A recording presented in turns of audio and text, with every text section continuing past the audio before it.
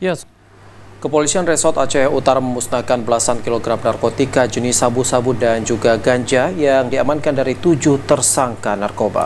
Atas pemusnahan barang bukti narkoba senilai 14,2 miliar rupiah itu, pihak kepolisian mengklaim telah mampu menyelamatkan sebanyak 126.000 jiwa.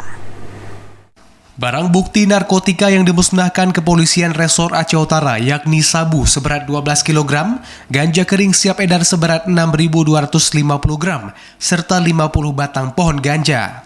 Dalam pemusnahan tersebut, polisi juga turut menghadirkan sejumlah tersangka.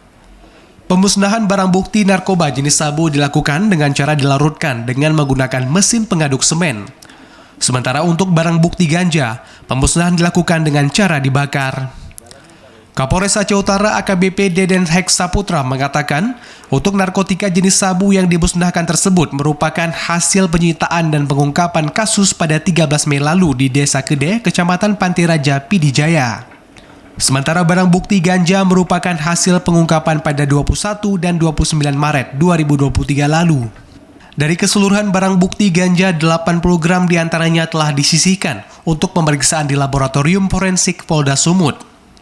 Selain itu, sebanyak 115 gram sabu juga disisihkan untuk pemeriksaan di Laboratorium BPOM Aceh.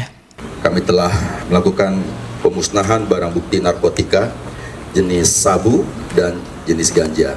Adapun barang bukti yang dimusnahkan narkotika jenis ganja sejumlah 7 paket narkotika jenis ganja yang dibungkus dengan lakban warna kuning seberat 6.250 gram bruto dan 50 batang pohon ganja.